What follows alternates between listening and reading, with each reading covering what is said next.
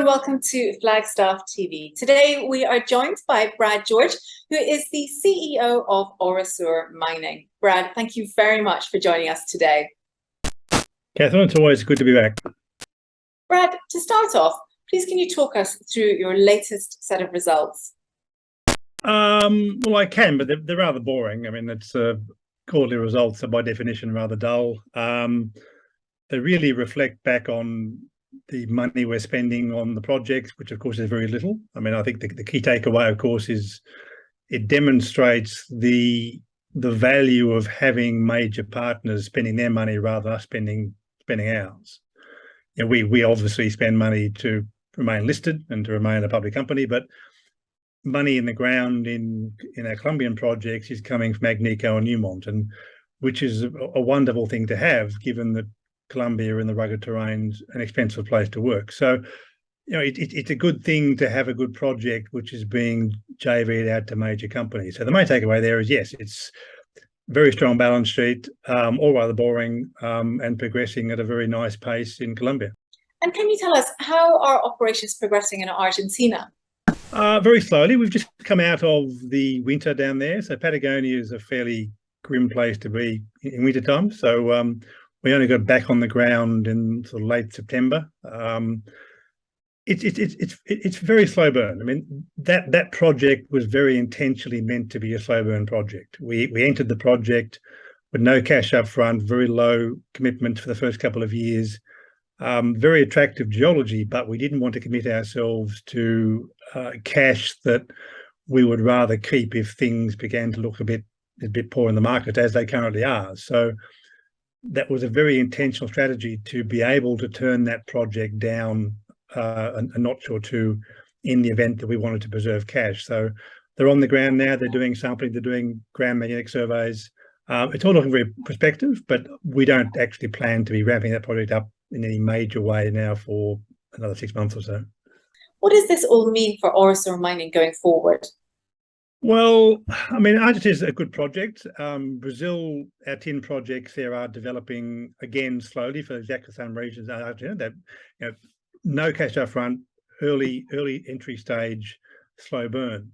We are, you know, these are good projects, but we understand that we are predominantly a Colombian company, and that's what the market values us at.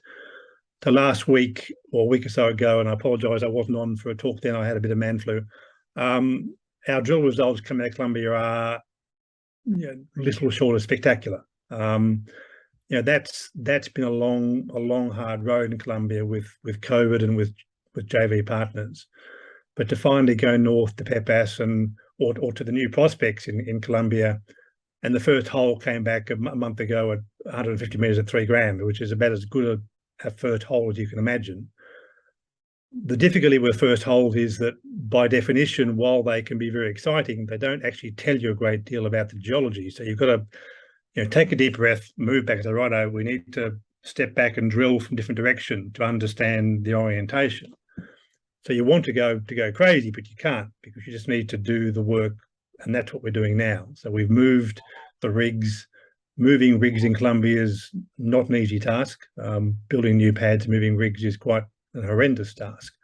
So it's taken us a month or so, or 2 months, to move the pads, and we're now drilling from outside the ore body into it from different directions. So the results we're getting for the first couple of holes are, you know, really quite amazing. But we now need to come in a different direction to understand the orientation and scale and size and shape. And so it'll be a few months of just that slow grind, but as projects goes, it's about as good as they come. Thank you, Brad. Do you have any other updates that you would like to share with us today? Not really. I'm coming over to London in a couple of weeks' time, so for the AGM, which you'll get announcements the next couple of days about how that all works.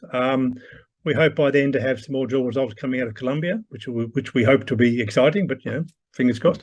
And that will be a good chance for us to explain the context of what's happening. So it's difficult to put into context in an announcement how things work in 3 dimensions, which is really how mining works. So hopefully by then we'll have these couple of holes coming in from outside the ore body.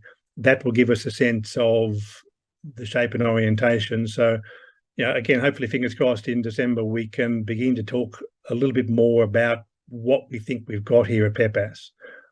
Look, it's exciting. The markets are hard. Nobody really cares right now, but at least we've got money, we've got a good project, and we are drilling. So that makes us one of the few juniors that can boast that. So next few weeks, I think, should be quite positive for us. Thank you for taking the time to join us. Always a pleasure. And thank you for watching Flagstaff TV.